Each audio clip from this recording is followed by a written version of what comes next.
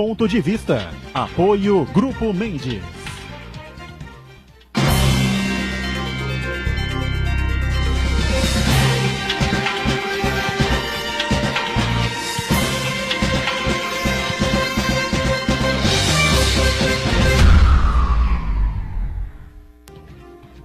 Olá, estamos começando aqui mais um Ponto de Vista, sempre neste horário da 1h30 da tarde, hora do almoço, tradição de discussão política e, claro, em cima dos temas importantes como saúde, educação, meio ambiente, não é?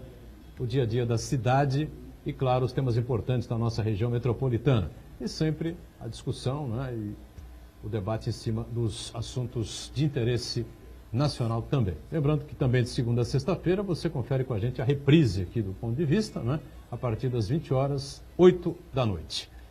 Ontem, aqui no ginásio poliesportivo da Unisanta, o lançamento do livro, né? Noite de Autógrafos, do livro do nosso Marcelo Teixeira, que presidiu o Santos por várias vezes, né? Das arquibancadas à presidência, enfim, e o foco central no título brasileiro de 2002, né?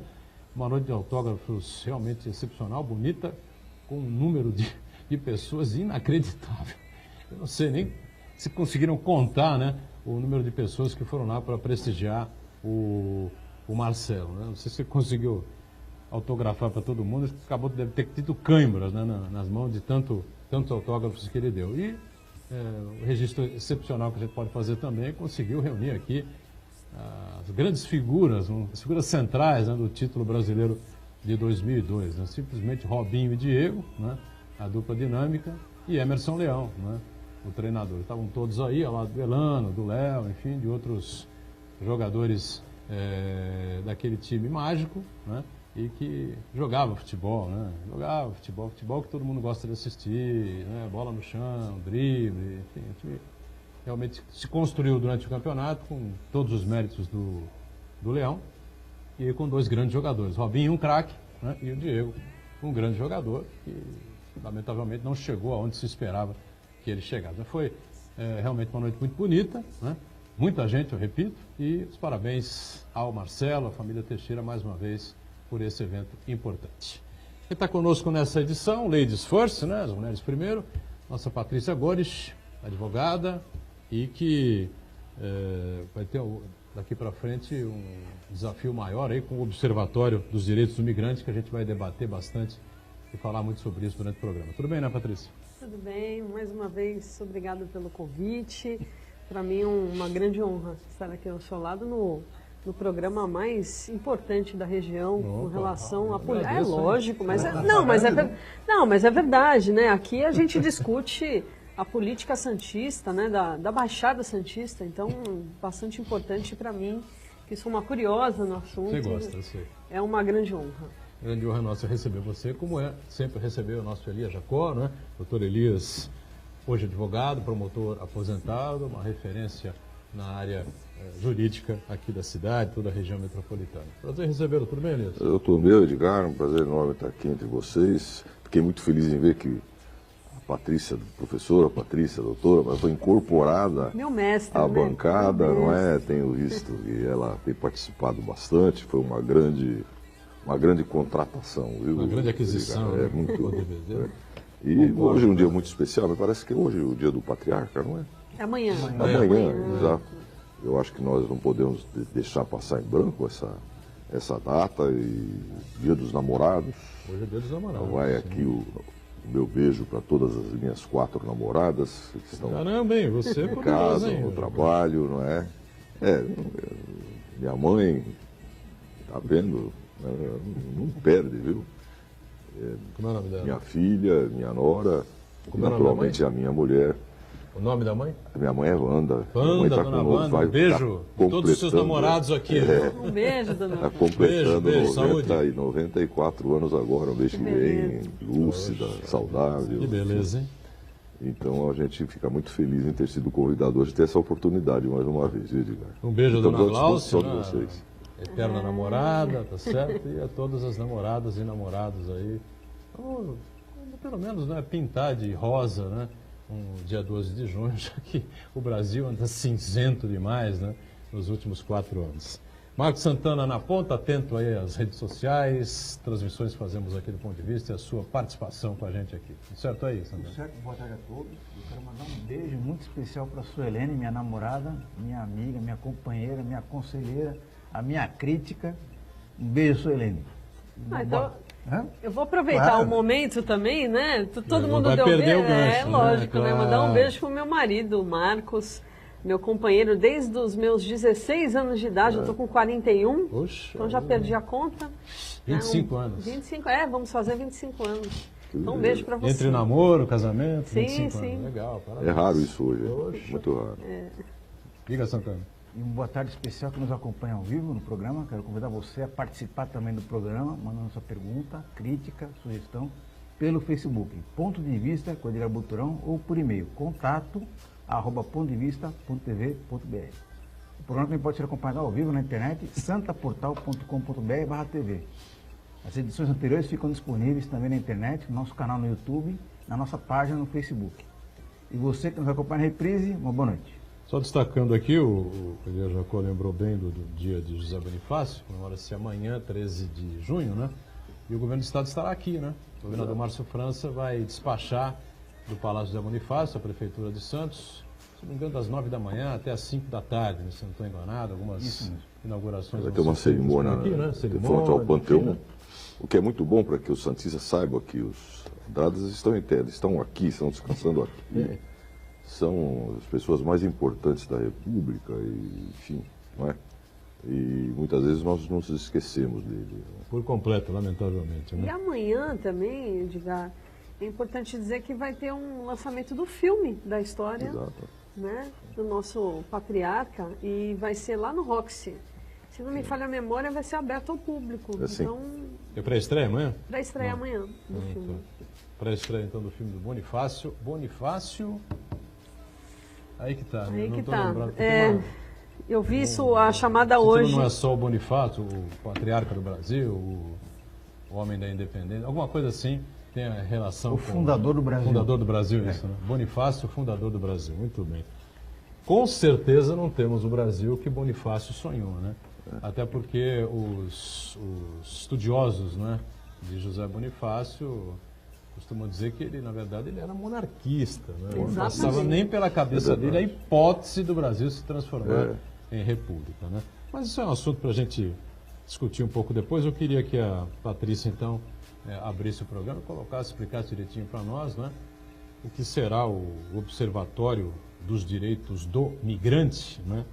Já que nós estamos vivendo, não só no país, no mundo inteiro, né, Elias Jacó, uma situação complexa de pessoas deixando países, né, rumando para outros lugares, enfim, né, em situações aí de extrema penúria, né, de uma dificuldade financeira brutal, enfim, acho que está acontecendo, ainda está acontecendo em Roraima, né, com as pessoas deixando a Venezuela desesperadamente, para viver uma vida de qualidade nenhuma no Brasil, né? Para ver como a coisa está abaixo da crítica do país vizinho. Mas o observatório, qual é que foi a ideia, como é que vai ser essa implantação, enfim, Patrícia. Esse projeto é um projeto do professor Lamy, que é o professor aqui da casa também, e meu. A gente montou esse projeto para justamente fazer pesquisa, tanto no âmbito do mestrado, quanto no âmbito da graduação e extensão. Além disso, implementar e tentar, de alguma forma, ajudar a fazer políticas públicas, né? Eu acho que esse é a grande meta, porque estamos numa universidade em que a universidade tem que abrir as portas para a população. E como você bem falou, hoje a gente tem o maior fluxo de pessoas no mundo. Cerca de 68 milhões estão nessa movimentação. E lembrando também que essas pessoas que estão entrando hoje da Venezuela pela cidade de Pacaraíma e depois se estabelecendo em Boa Vista, são pessoas que estão fugindo da fome, né? E não dá para a gente simplesmente fechar as portas e não fazer nada e fingir que nada está acontecendo. Hoje existe uma situação caótica no estado de Roraima. O governo federal pouco fez até agora com relação a isso. Não posso acreditar nisso. Pois é. Ele simplesmente... O robusto governo Pois teve. é, O ágil pois governo. é. O ágil governo, né? Só para vocês terem uma ideia, hoje cerca de 500 pessoas atravessam a fronteira. E o governo federal foi lá em fevereiro, o Temer foi lá junto com alguns ministros e fez um planejamento de deslocamento interno, ou seja, pegar essas pessoas de Boa Vista e trazerem basicamente para São Paulo cerca de 1.500 pessoas, ou seja, são 3 dias de chegada, né? Então é muito pouco, não resolve nada, né? Além disso, a gente tem uma outra situação, que é a ação que o governo de Roraima entrou no STF contra a União, justamente pedindo medidas sanitárias, né? Uma barreira sanitária, que é compreensível, porque essas pessoas estão chegando com problemas de saúde, aliás, sarampo, algo que já tinha sido praticamente erradicado no país, e além disso, dinheiro, porque existe hoje um aumento, só para vocês terem uma ideia, de 3.000% no número de atendimento no âmbito da saúde. Além disso, no âmbito das escolas também. Atravessa da Venezuela para Roraima com a roupa do corpo, né? Com a roupa do corpo. Do jeito que dá, vamos passar para ver que e é importante a pior não fica, né? Então, e é importante a gente relatar algumas situações. Essas pessoas, elas estão comendo rato das ruas. Essas pessoas estão matando seus animais de estimação para comer. A gente tem relato disso. Na Venezuela? Na Venezuela. Na Venezuela. Na Venezuela. Então, quando elas chegam aqui, é porque elas não têm mais opção. Ou é isso ou é a morte, né? Eu trabalho no RLF da Cruz Vermelha e a gente recebe esses casos aqui em São Paulo, né? E são poucos, porque só trouxeram 1.500 pessoas para cá. Mas é importante dizer que o observatório ele vem também para quebrar uma barreira de xenofobia que existe hoje no país. A fala que as pessoas têm é sempre a mesma. Então eles vão vir aqui roubar o emprego dos brasileiros. E não é verdade. Essas pessoas são empreendedoras, têm uma vontade de vencer, né, absurda. E hoje a gente conseguiu trazer para o lançamento do observatório o coordenador geral do CONARE, que é o Comitê Nacional para os Refugiados do Ministério da Justiça. Então ele vem hoje para cá. O representante da Secretaria de Justiça do Governo do Estado de São Paulo, na questão do tráfico de pessoas, né? Então a gente vai trazer autoridades pontuais para discutir essa temática. E é algo bastante importante. E também uma reflexão que um professor também vai apresentar, que é justamente os refugiados no esporte. Que eu acho que é a cara da Unisanta, né? A ligação do esporte. Forte.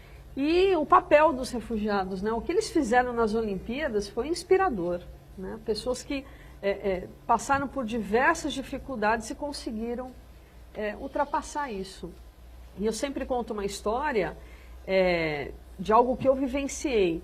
Quando eu falo que eles não vêm aqui no Brasil roubar emprego de brasileiros, eu conheci alguns empresários já, refugiados ou ainda solicitantes de refúgio, que são donos de restaurante e que empregam 30 brasileiros.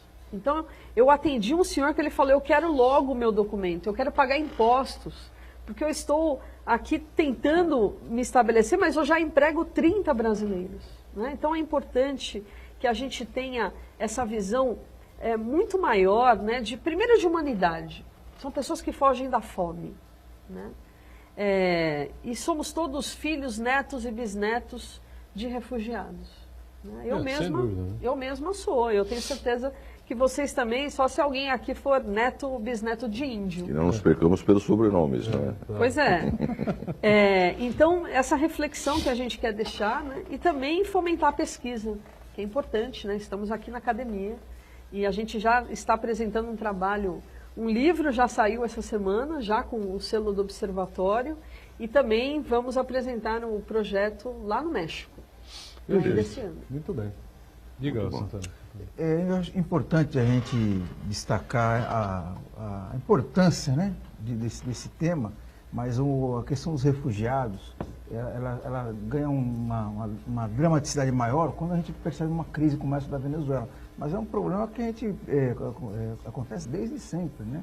por exemplo, em São Paulo, principalmente, os refugiados da Bolívia, refugiados da própria Síria ou da África, que são submetidos a trabalhos em condições análogas ao escravo, à escravidão, que passam muitas vezes despercebidas dos brasileiros. Então é muito importante que a gente perceba a importância de se discutir essa questão, de definir ações práticas para poder fazer a interação dessas pessoas na nossa sociedade. Mais do que isso, como a Patrícia falou, preparar a população brasileira para não ter atitudes xenófobas, né? Porque, como ela falou muito bem, boa parte da população brasileira é descendente de imigrantes. Os italianos, principalmente, sofreram muito na pele isso daí, no começo do século XX, no final do século XIX, nos ciclos migratórios, que eles saíram numa situação muito ruim da Itália e chegaram aqui muitas vezes e encontraram uma situação pior ainda, né? Mas tinham que se adaptar a essa situação por sobrevivência, né? Então é muito importante que as pessoas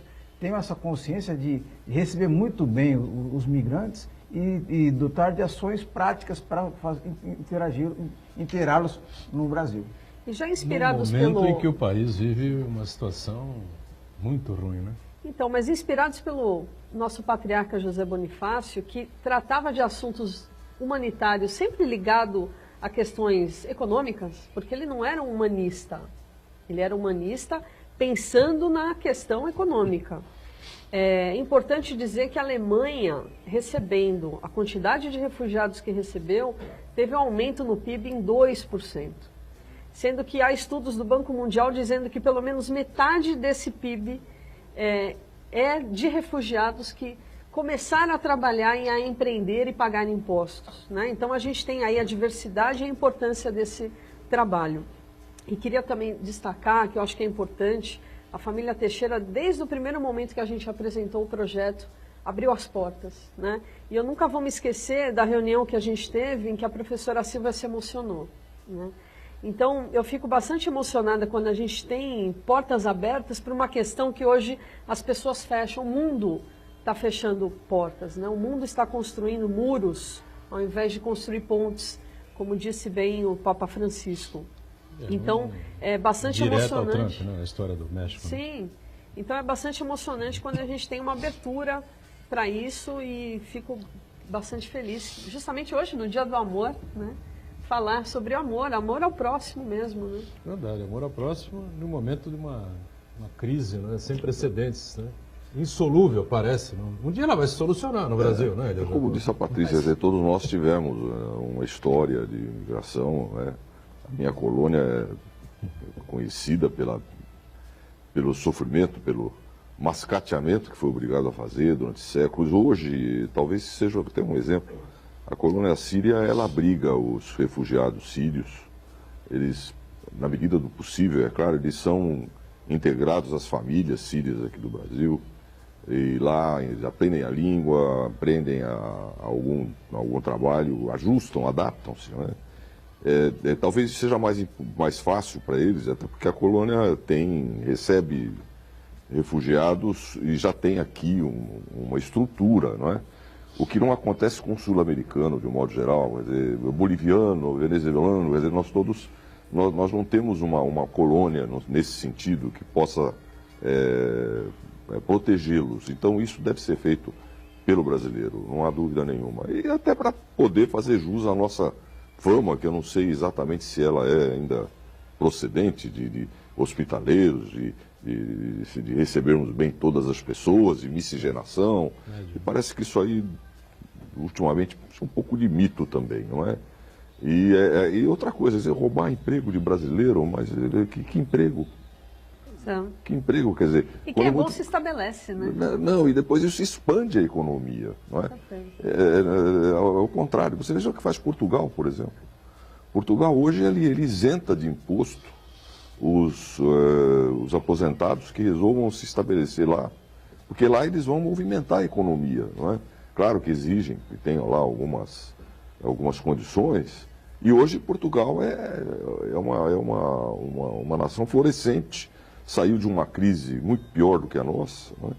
E conseguiu se situar como portal da Europa, e isso é fruto de uma política de recepção dessas pessoas. Eu acho que isso é muito importante. Nós tivemos uma fase de imigração propriamente dita. Hoje a questão é de refúgio.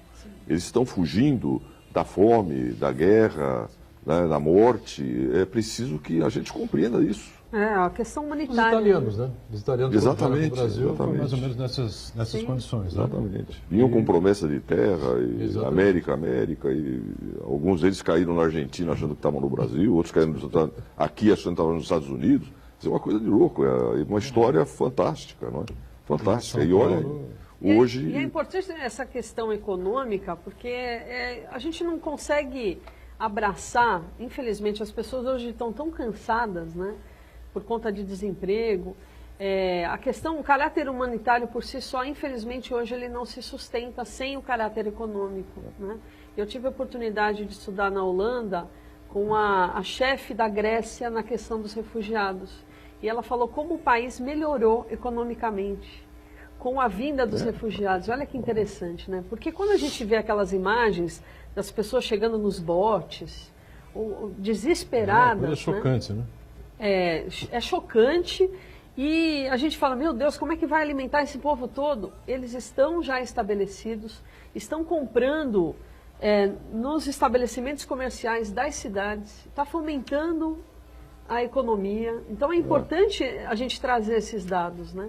Que também me causou surpresa quando ela falou, não, melhorou. Melhora. O país melhorou. Expande a economia, não há dúvida. Abre novas perspectivas. Mas isso que acontece em Roraima, vocês consideram da mesma maneira? Que existe a possibilidade, o pessoal, do jeito que está a Venezuela, o pessoal passando fome, matando o cachorro ou o gato de estimação, comendo rato na rua? Não, elas chegam num estado péssimo. E aí, e por as pessoas, óbvio... Você acha que elas têm a mesma possibilidade de trazer ao país... Se o governo federal... Melhora, enfim, empreendimentos, essas coisas? Existe uma questão que a gente até vai apresentar nesse congresso no México, para falar justamente disso. A questão da cooperação dos entes. Os entes federativos, eles têm que entrar nessa divisão. Então, distribuir essas pessoas, porque houve um aumento de 10% da população do estado de Roraima, que é hoje o estado mais pobre da federação. Então, por óbvio, essas pessoas precisam ser redistribuídas no Brasil, né? Porque hoje a gente tem só 10 mil refugiados, é muito pouco. A Alemanha recebeu quase 1 milhão, né? Então, se a gente comparar em termos de território, é muito pouco. E além disso, entes internacionais participarem, né? Então é importante que o Brasil faça... Uma intervenção na Venezuela para derrubar o Maduro, botar ele de lá para fora, jogar ele no meio do oceano. Olha, ia ser uma boa. Vamos para o intervalo, a gente volta já, não é? Que talvez fosse uma solução. Eu sou contra essa coisa de força, enfim, mas olha, o Maduro já encheu o saco da gente, hein? Voltamos já. Calma lá, é uma democracia.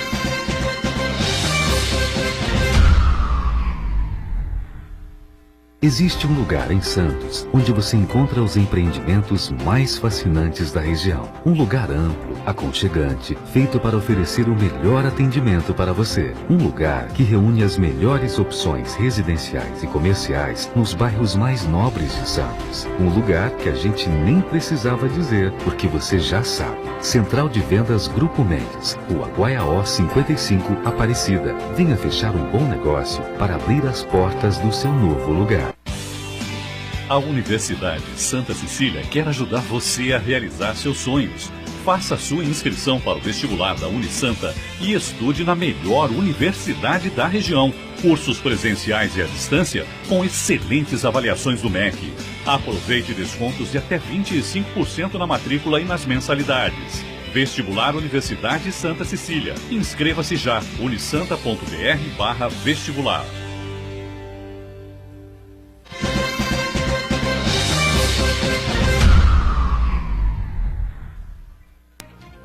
Muito bem, de volta aqui a sequência do nosso ponto de vista. A doutora Elia Jacó aqui com a gente, à minha esquerda, não é? Participando e colaborando conosco nessa edição. Patrícia Goris também. Márcio Santana aí atento às redes sociais. E só para amarrar a questão do observatório aqui dos direitos do migrante, Patrícia, nós em Santos temos aí já uns refugiados por aqui também. Sim. Não muitos, me parece, né? Mas não, eles chegam cerca de 50 pelo porto, né? E alguns chegam pelo aeroporto de Guarulhos. Vindos de onde? Dos mais variados lugares. Não tem assim uma... Não, a gente tem dados, a Síria, Congo, Venezuela agora, né? Mas basicamente países africanos. Né? Angola, bastante. São as nacionalidades que a gente mais trabalha lá na Cruz Vermelha. Enquanto isso, a gente se prepara para ser um país receptivo, né, a essas pessoas. Mas, por outro lado, tem muita gente querendo pegar o Guarulhos, o aeroporto de Guarulhos e bye bye Brasil, entendeu? Pela situação que nós estamos vivendo, pelo desgoverno que nós estamos vivendo, quer queira, quer não. O governo Michel Temer foi pro ralo, né, há muito tempo. O Temer é uma figura completamente apática, né, não significa mais absolutamente nada. Se os caminhoneiros cismarem, vão fazer outra greve, os petroleiros cismarem, vão fazer outra greve, não tem condição de propor mais absolutamente nada, um pacto, nem coisa nenhuma. Né? E eu queria, para ver como a situação anda, por exemplo, o promotor de justiça de Goiás, né, o Elias Jacó, Fernando Krebs, chamou recentemente o ministro Gilmar Mendes de laxante. Genial. E aí o Deltan Dallagnol, né, que é um procurador da República, um dos coordenadores, o coordenador da Lava Jato, veio em defesa, né, do cidadão que vai ser investigado, a coisa vai ser apurada, então não sei o que vai dar isso, enfim, né? Mas aí acontece, veja bem, o quadro não é só esse. Ele chama, o promotor chama o ministro do STF de laxante, pelo número de habeas corpus que ele costuma dar a alguns presos, não sei se de preferência dele, sei lá o que é que acontece, né? Aí vai o Ciro Gomes numa entrevista ao Roda Viva, há 15 dias, ou 20 dias, enfim, e diz que o Michel Temer é um escroque. Aí na última semana, penúltimo Roda Viva, né, com o Álvaro Dias, diz que a Câmara é corrupta porque o presidente atual é o corruptor da Câmara. Então, é a situação que nós somos parados, entendeu? Como é que sai disso? Em que sentido que ele falou laxante? Porque pode ser no bom ou no mau sentido, depende, né? O laxante serve também para limpar as impurezas do organismo. O tipo de coisa que ele solta, talvez... O laxante, o intestino está preso, normalmente você pode até tomar não é muito indicado, cuidado Você sabe que nós, alguns gastroenterologistas nos recomendam, inclusive, fazer isso uma vez por ano. Para fazer a limpeza. Até dão receita. Porque a gente come muita porcaria aí na vida. Não sei se ele quis elogiar o Gilmar. Eu, se fosse ele, diria isso. É uma boa defesa, não é? Agora, eu tenho a impressão de que esse clima de falta de respeito é um sintoma dessa desagregação social a que você fez referência há pouco, Edgar. Quer dizer, é evidente que se você tem uma crise de autoridade, como nós temos, e que ficou assim exposta, sobretudo nesse episódio dos caminhoneiros, e um pouco antes disso, com aquelas conversas interessantes que o Temer manteve lá na escuridão do palácio, ela acaba gerando essa anomia, e a anomia significa ausência de referência, ausência de lei, né? E aí as pessoas que têm a língua um pouco mais solta se veem no direito de falar um monte de bobagem, né? Eu acho que o candidato dizer que um é corrupto, outro é corruptor, ele está arriscado a ouvir também isso, e até aí, né, é uma força de expressão, é um debate, é o calor da polêmica, é a tentativa de buscar o voto. Não fosse assim, o Ciro Gomes já estaria preso há muito tempo, o Bolsonaro nem sonharia ser candidato, talvez ele estivesse na caserna ainda. Não é? Agora, um representante do Ministério Público tem a titularidade da ação penal, é um homem responsável por propor ações contra as pessoas, por, enfim, sustentar, defender a sociedade dos malfeitos, ser incontinente. Eu não aceito isso. Acho lamentável, né? Nós já temos um procurador dessa equipe aí da Lava Jato que está sendo processado no CNJ, no CNMP, e por causa de incontinência verbal e escrita, isso, exatamente. Parece, né? Sabe, isso não serve à causa da boa realização da justiça, do respeito entre as pessoas. Eu não aceito. Eu fui promotor 30 anos Eu sempre, os poucos júris que fiz, eu não sou, enfim, não é minha vocação o júri, eu fiz porque era obrigado a fazer. Eu sempre fiz questão de começar o júri fazendo uma homenagem ao réu, como pessoa. Ele é um cidadão. Se ele não fosse cidadão, ele não seria criminoso. Ele tem que ser tratado como pessoa, ainda que as pessoas sejam às vezes tratadas com rigor, não é? Então eu não sei, o Gilmar tem o seu posicionamento. O posicionamento do Gilmar Mendes não é novo. Ele se destaca agora por essa série interminável aí de situações que ele é chamado a resolver, mas ele sempre foi um liberal, tá certo? Ele é uma pessoa que tem uma formação jurídico-penal muito profunda, não é? E ele sabe perfeitamente o que ele está fazendo, não é? Eu não considero um primor de virtudes, não. Acho que ele é muito parcial, muito filiado a determinado pensamento político, partidário, como outros, né? Mas eu acho muito menos prejudicial ao Brasil do futuro, a uma justiça bem feita, um Gilmar Mendes do que um Barroso, sabe?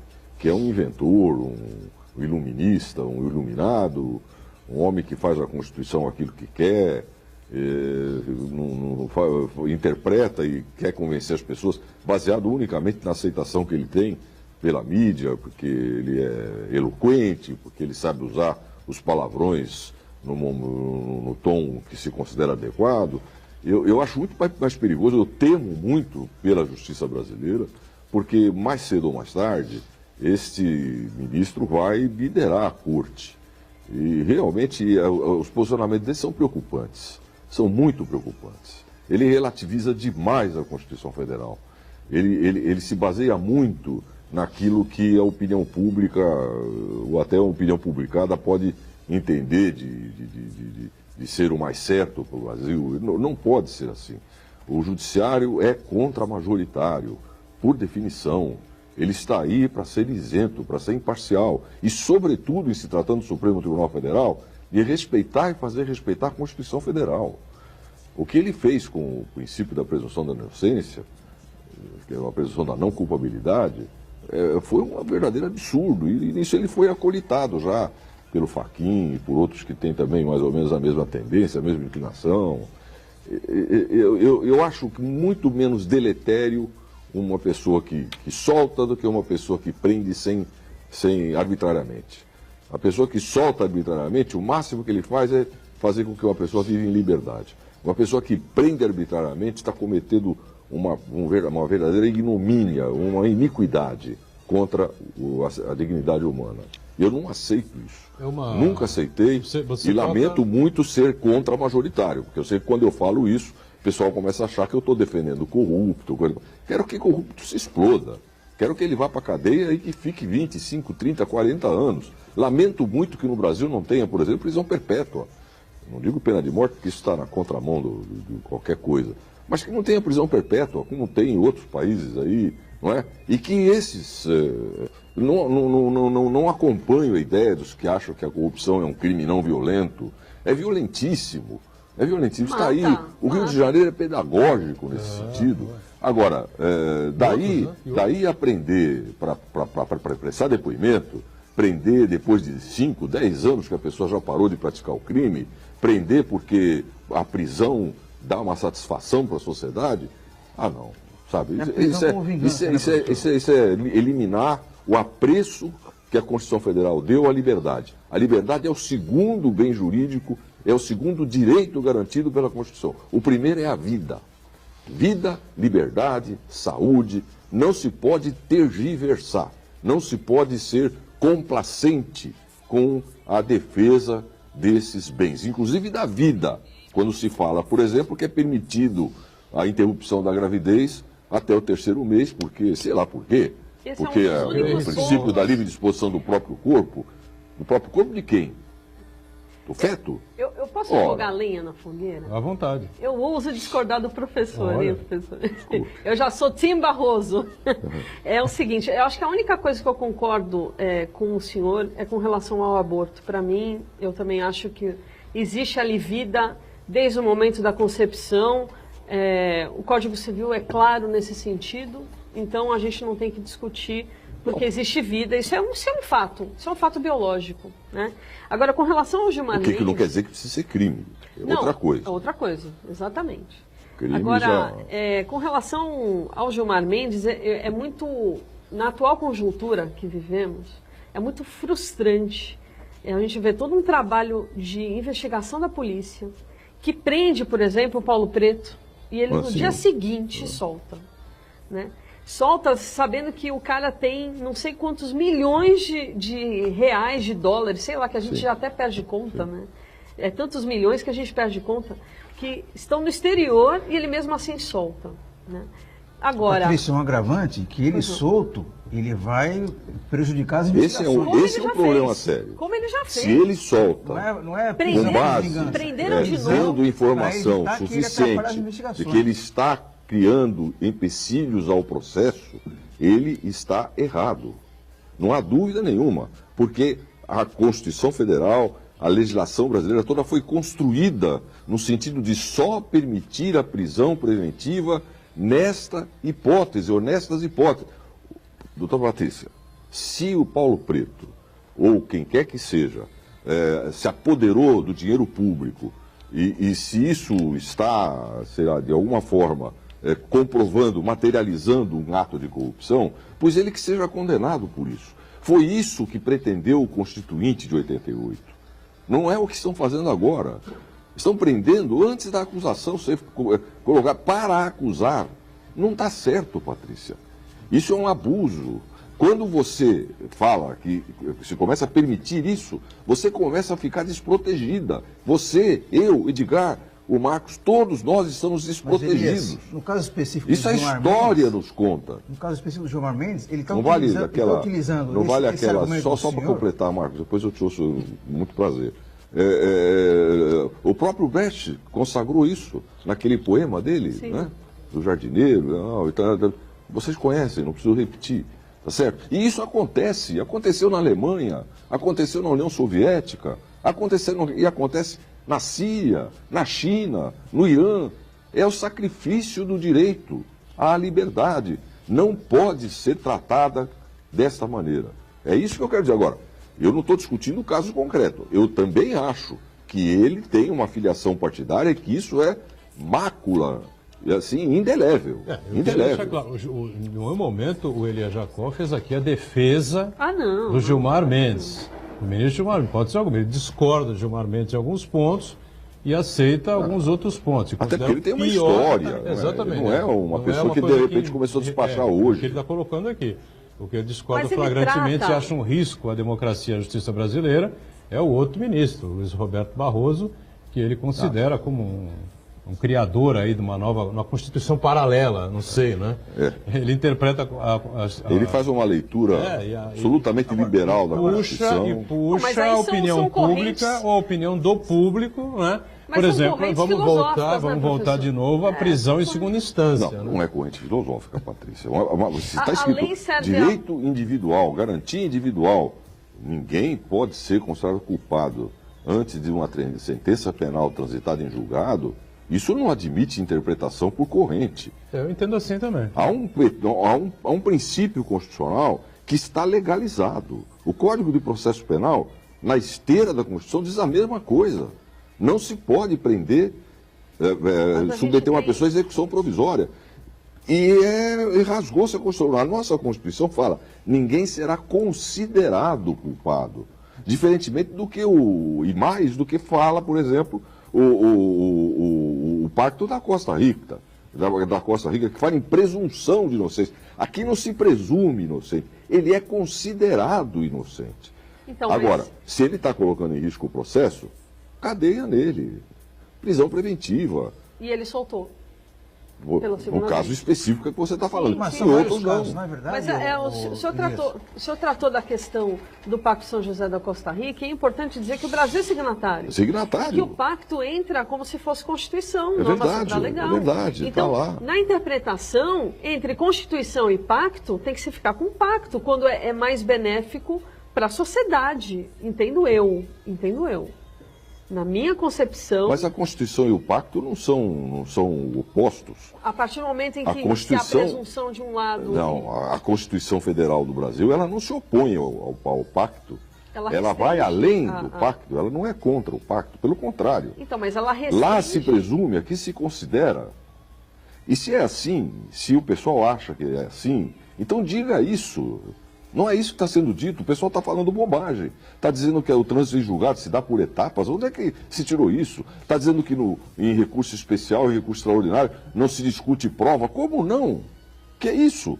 Então se eu discuto a validade de uma prova, e se o tribunal, como tem acontecido inúmeras vezes, considera aquela prova não válida, não estou discutindo prova, se ele é culpado e pronto. É muito mais restrito. Se não se discute prova, então por que existe a terceira instância? Discute-se a Constituição, no caso do recurso extraordinário, e no recurso...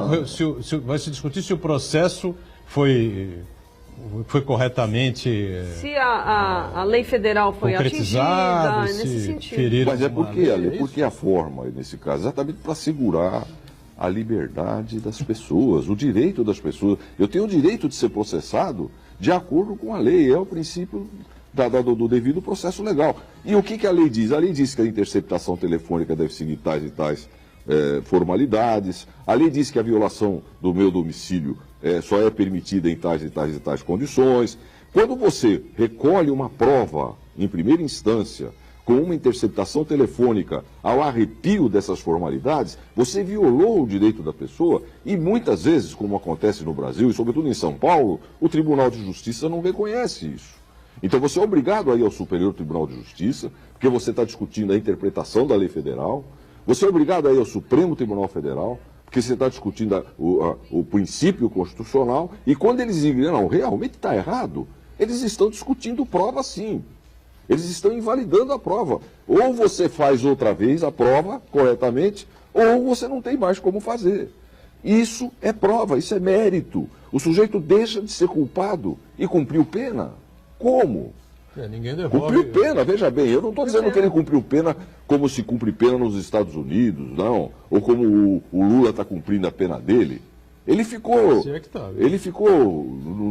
segregado como um animal. Num lugar que cabe 20, tinha só 50, 60, 80, sem trabalho, sem nada, apodrecendo.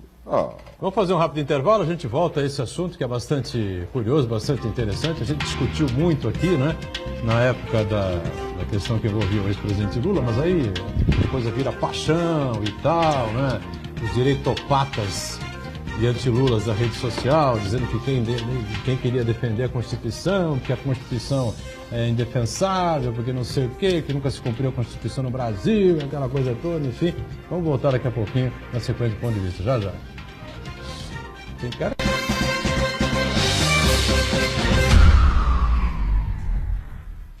Existe um lugar em Santos onde você encontra os empreendimentos mais fascinantes da região. Um lugar amplo, aconchegante, feito para oferecer o melhor atendimento para você. Um lugar que reúne as melhores opções residenciais e comerciais nos bairros mais nobres de Santos. Um lugar que a gente nem precisava dizer, porque você já sabe. Central de Vendas Grupo Mendes, Rua Guaiaó 55, Aparecida. Venha fechar um bom negócio para abrir as portas do seu novo lugar. O Brasil terá pela primeira vez uma Base Nacional Comum Curricular. O documento é democrático e respeita as diferenças. Com a base, todos os estudantes do país, de escola pública ou particular, terão os mesmos direitos de aprendizagem. Hoje a aula é sobre cidadania. Isso é bom. Se a base da educação é a mesma, as oportunidades também serão. Ministério da Educação, Governo Federal.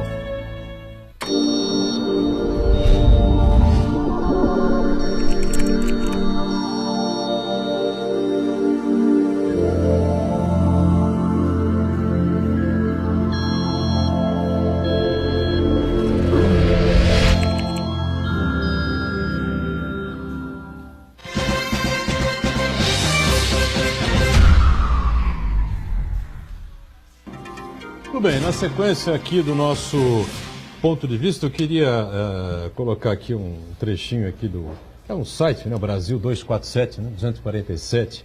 Estava vendo hoje pela manhã. 247 que é a soma da 13, né? Não por acaso, né? Não por acaso. Mas aí diz assim, que sem coragem para decidir, o ministro Edson Fachin, do STF, pede a opinião da Procuradora-Geral da República, Raquel Dodge, sobre a liberdade do ex-presidente Lula, não é? Porque a defesa dele pede a suspensão da prisão do ex-presidente até que ocorram os julgamentos nas devidas cortes de recursos extraordinários. E aí eu pergunto, ninguém entende mais nada, tá certo? Dessas coisas que vão se sucedendo. As pessoas entendiam que o Lula vai estar preso, tem que cumprir e acabou. Quer dizer que ainda tem recursos extraordinários? Tem, claro que tem. Ele tem um recurso especial, impetrado já, e por sinal está demorando muito para andar, curiosamente. Dando por razão ao Marcos, uma vez chamou atenção para isso, eu discordei dele, agora eu concordo. Porque o tempo que eles para publicar a decisão foi o mesmo tempo que eles demoraram para julgar o caso. Mas há um recurso, há 2 recursos.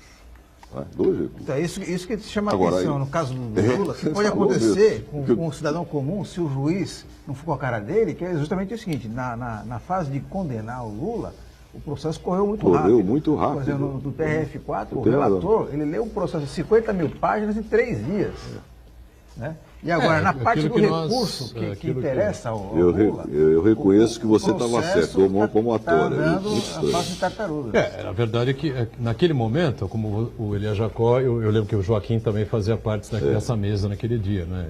Vocês deixaram claro que é o tipo da coisa que não se poderia criticar, porque todo mundo quer a celeridade. Agora nós estamos criticando porque temos que criticar mesmo, entendeu? Se foi rápido para julgar e condenar o Lula, tem que ser rápido também para publicar e acelerar o processo de defesa, claro. Um dado adicional, o Eduardo Cunha foi condenado em primeira instância antes do Lula e não foi condenado em segunda instância ainda. Quer dizer, então, o processo do Lula correu muito mais rápido. Eu até entendo que houve realmente um posicionamento político do tribunal em razão das circunstâncias, né? Eles quiseram correr com o processo do Lula porque seria jogar o Brasil numa crise maior, na compreensão deles, se permitissem o prolongamento e ele se candidatasse, fosse eleito, aí daria um rolo danado. Eu acho que foi essa a razão, não é? Professor, mas isso não prejudica naturalmente o conteúdo da decisão. Foi a manifestação de um tribunal. Agora, mas se não me falha a memória, professor, houve preso, pedido, já é outro papo. Houve pedido da defesa para que fosse... a defesa pediu celeridade. Então é importante a gente dizer. Mas não tanto também, né? Não, mas eles pediram celeridade. 3 dias é célere demais. Não, é porque mas eles já tinham tido contato com o processo antes, né? Não foi só em 3 dias, eles já tinham tido contato. Sim, daí já conheciam o processo. Só foi mas o que mais choca foi o que aconteceu depois. Não, aí realmente reconheço.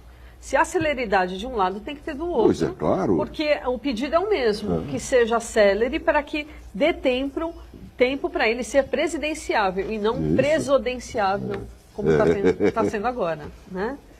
Agora, nós podemos discutir à luz do princípio constitucional, se o Lula deveria estar executando provisoriamente a pena dele ou não. Esse é outro problema, hein? E é um assunto que provoca uma verdadeira fissão nuclear, né? Porque a gente tem que ser coerente. Se eu entendo que o posicionamento atual do Supremo, 6-5, é absurdo ao interpretar essa história da possibilidade da execução provisória com decisão de segunda instância, eu não vejo razão nenhuma para que, no caso do Lula, a coisa seja diferente. Agora, eu só me preocupo com o seguinte: enquanto em liberdade, o Lula teve alguns comportamentos que justificariam em qualquer cidadão comum a decretação da prisão. Porque ele chegou a insuflar o povo contra a justiça. Desafiou. Ele teve resistência. Mais do que isso, ele chegou a elogiar ações de invasão de terra, de invasão de propriedade. E aí ele está começando a criar um problema para a ordem pública. E isso é previsto no Código de Processo Penal como requisito para a decretação da preventiva. Então aí já... Agora, inclusive aquele circo que foi armado da missa, né? Aquilo ali foi um circo para justamente ele ver se tinha essa massa humana, se apareceria. Não apareceu, né? O Brasil... Entendeu? Eu não entendo até hoje por que o Lula não foi levado helicóptero, ou de alguma coisa, entendeu? Para uma embaixada dos irmãos aí, amigos de Lula, enfim, que eu acho que ele acreditava, enfim. Que a população... Ele desceria lá, ficaria lá, esperaria a situação. Agora é uma nova moda, né?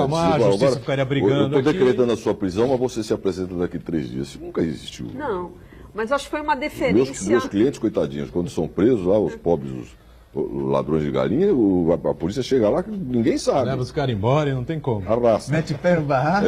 Então, mas eu acho que foi um outro erro também do juiz Moro. Acho que foi uma deferência por demais a ele. E isso fez com que ele se armasse para tentar buscar apoio popular e não conseguiu, muito pelo contrário. Né? Hoje o acampamento lá de Curitiba está pífio. Um amigo meu tirou uma selfie do acampamento, tinha 25 pessoas, no máximo. E no dia também custou para encher, né?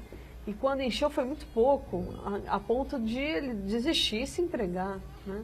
Mas houve sim resistência. Mas, Patrícia, agora eu vou fazer o contraponto dessa sua opinião, porque as pesquisas indicam que o Lula, mesmo preso, ele tem 30% das intenções de voto. 30% dos filiados. Um terço das intenções 30% num país de 200 milhões de habitantes é uma Ele perdeu 1/3 das intenções espontâneas de voto a partir da prisão.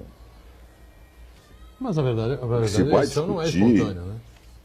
Não, mas eu quero dizer o seguinte, ainda assim... É a possibilidade de transferência. Que não é surpresa nenhuma, porque... Alguém duvida da liderança do Lula? Meu Deus, o Lula é dono de um partido fortíssimo. Tem uma oratória invejável, né? E não é surpresa nenhuma. Quem é lulista é lulista e ponto. Preso, solto, enfim... de qualquer forma. Agora, né? Então... eu não consigo esquecer aquela imagem do Lula prestando depoimento como testemunha de defesa do Sérgio Cabral ao juiz Bretas, na semana passada, né? Em primeiro lugar, onde foram buscar aquele paletó para ele vestir se ele está preso? Em segundo lugar, foram buscar a mesma gravata. Ele mandou alguém na casa dele buscar a gravata que ele usou no dia em que o Brasil... o Rio de Janeiro foi definido como sede dos Jogos Olímpicos de 2016, né? De triste memória, triste lembrança para todos nós, né? Porque de positivo sobrou absolutamente nada. O Rio de Janeiro está legado, né? Devastado, né? Não tem legado nenhum. O legado é da corrupção, da bandalheira, né? De um ex-governador preso e essa coisa toda, né? E aí ele fica naquele papo de fã, do fã. Ex-fã, né? Ex-fã. Né? O fã, que era o juiz Bretas, né? Que disse, não, o senhor é uma figura extremamente relevante no país, enfim, eu me lembro, aos 17, 18 anos de idade, né? Um comício seu aqui para 1 milhão de pessoas, enfim, eu lá, com o seu boné, escrito Lula, a sua camisa, escrito com o seu nome também, aí o Lula interrompe lá e tal, falou, não, no meu próximo comício eu vou lhe convidar e tal. Eu venho aqui para... Buturão, anteontem, o juiz Sérgio Moro bateu na trave também. Ele quase tietou o ex-presidente Fernando Henrique Cardoso também, no depoimento, viu? Bateu na trave também. Ele pediu desculpas, né? Para fazer uma determinada pergunta e tal, né? Mas como ele fez também com o Lula, hein? Todo tempo. Não, foi diferente. Não, eu assisti. Não, ali com o Fernando Henrique Cardoso, ele estava quase pedindo desculpa. Não foi, eu acho que não achei nem próximo do que o Bretas fez. O Bretas tietou o Lula. Passou o sinal vermelho a 200 por hora, o Bretas. Agora o Sérgio Moro também ficou ali na quase tietagem também. De ambos. Postura. A coisa mais difícil no magistrado é a serenidade, é difícil. Ele é um ser humano, ele tem os seus... E às vezes a pessoa não aguenta e acaba fazendo essas bobagens. Tudo bem, mas ele não podia encerrar... De jeito nenhum. Pegar o telefone e ligar para lá e falar, deixa eu falar com o Lula um minuto. Não tem que falar nada. Entendeu? Até porque se ele faz isso, no dia seguinte estava todo mundo sabendo também. Não, eu acho que... Bom, não tem que fazer nada. Senhor, pois não, excelência. Estamos conversando. O máximo que você pode fazer é a deferência do tratamento. Não é? Permitir que ele vá com a roupa, ao invés de ir com o uniforme laranja. Tá certo? Como ele faz com os outros. Agora, fazer discurso, elogiar, não. O juiz tem que ser sereno. Ainda que ele não seja imparcial, ele tem que mostrar que é imparcial. Eu não digo com o uniforme laranja, mas eu digo o seguinte, o Lula entrou com um paletó lá na prisão, pode ser que seja o mesmo paletó que ele entrou lá na prisão, não, né? Ele está numa sala especial, numa sala VIP, da Polícia Federal, todo mundo sabe disso, enfim. Agora, minha dúvida é essa, ele como preso, não é, da Polícia Federal, ele pode chegar e falar, me traz a gravata tal, porque eu vou fazer o depoimento aí, entendeu? Ele circula por lá, troca figurinha lá com o pessoal, conta um monte de histórias e tal, isso é vazado, né? Todo mundo sabe. Conversa com o pessoal, chama o pessoal para contar um monte de casos, quando era presidente, fica lá o pessoal, sobe delegado, sobe não sei o quê, para escutar o Lula falar, isso aí tudo bem. Mas tá ali dentro, não vaza. Mas não deixaram o Cabral fazer o que fez lá, não lembra? O Cabral não instalou um verdadeiro... um motel, restaurante com bacalhau, camarão. Lagosta. Olha, é um escárnio da justiça, né? E por isso que a gente faz essa reflexão com relação ao Gilmar Mendes, viu, professor? Porque, assim, todo um trabalho da polícia, e eu sou muito defensora da polícia, viu? As pessoas hoje, elas tiram essa ideia errada de que defensor de direitos humanos é contra a polícia. Muito pelo contrário, eu defendo a polícia. E a polícia faz um trabalho belíssimo de investigação para depois o Gilmar Mendes soltar. E é um escárnio, né? Porque é a impunidade. E eu concordo com o senhor que eu acho que a gente tinha que deixar a Constituição muito mais clara nesse sentido e aí mudar mesmo a Constituição para que ela seja em consonância com o Pacto Internacional, porque esse sentimento de impunidade... Mas o que você sugeriria? Que a Constituição estabelecesse uma restrição ao princípio da não culpabilidade, que ela permitisse a condição coercitiva de qualquer... A presunção de inocência, ela já deixa eu acho que uma forma bem clara, que, por exemplo, quando se há um processo em que há uma quantidade gigantesca de provas, em que há um processo robusto, por que não prender? Prende-se. Entendeu, professor? Porque deixar também isso, não, olha, vamos esperar 20, 30 anos, que nem o Paulo Maluf. Vamos prender um senhor que não tem a menor condição de ficar preso? Aí também não. Qual é o gostinho da sociedade? Já foi assim, Patrícia. Já foi assim. Aí é que está. O nosso Código de Processo Penal foi elaborado em 41, na época da ditadura de Vargas. E naquela época, ou até muito pouco tempo atrás, até a década de 80, isso que você está falando era perfeitamente possível. Havia prisão preventiva obrigatória, não é? Havia uma norma, quer dizer, que se um réu, fosse absolvido pelo tribunal do júri, mas não por unanimidade, por 6-1, ele precisaria aguardar preso o prazo recursal. Não, mas aí é um absurdo. Havia uma norma, que era o artigo 594 do Código de Processo Penal, que impedia o sujeito de recorrer, não é nem de aguardar, se não fosse preso, independentemente de decretação da prisão pelo juiz. Por que essas coisas mudaram? Porque o Código de Processo Penal acabou como acabou. O Brasil tornou-se uma república autoritária. Por que foi criada a prisão correcional, a prisão provisória? Para substituir o xirindó, que o preso, o jeito era levado lá para o chiqueirinho e ficava... Então, para acabar com isso, estabeleceu-se uma regra de prisão provisória. Mas a prisão provisória ela é admitida em certos casos, não é? Condução coercitiva, atualmente, ela está sendo usada com um rigor maior do que era usado na época da ditadura militar. Ou será que nós vamos elogiar esse tipo de coisa? Quando você fala, e com razão, a nossa Constituição Federal ela foi além do pacto, mas o artigo que faz referência aos tratados, ele diz que é independentemente das garantias previstas pela Constituição. Quer dizer, a Constituição foi elaborada por um pessoal que estava saindo de uma ditadura. Então, veja, o artigo 594 foi revogado há 5 ou 6 anos atrás, ou um pouquinho mais. Até então, o sujeito não podia sair, mesmo que não estivesse preso, todo o processo em liberdade, ele era preso para recorrer. Ah, meu Deus. Quer dizer, isso tudo acabou, Patrícia. Agora, eu concordo com você que a polícia faz um trabalho excelente. E faz um trabalho excelente por quê? Porque a tecnologia de coleta da prova evoluiu nesse sentido. Permite hoje. Hoje você tem a colaboração premiada. Hoje você tem a possibilidade de fazer a tal da ação controlada. Hoje você tem interceptação telefônica, telemática. Hoje o Guardião faz verdadeiros milagres. Agora, eu vou dar para você o meu testemunho de advogado criminalista. Eu tenho visto verdadeiras barbaridades praticadas por policiais ou pelo Ministério Público, instituição a que eu orgulhosamente pertencia e me considero pertencente até hoje, tá certo? Usando mal essa interceptação telefônica. Então, como não ter o controle do judiciário disso? Esse é o problema. Muito bem, assunto para a gente continuar debatendo e discutindo aqui em outros programas, sempre com a presença importante do Elias Jacó. Obrigado por estar com a gente, Elias. Obrigado a Patrícia. Sucesso aí no observatório aqui na Unisanta, com relação aos direitos do migrante. Marcos Santana diariamente conosco, a gente com você de segunda a sexta, sempre ao vivo, 13h, e a reprise do Ponto de Vista às 20h. Valeu, gente. Obrigado. Tchau.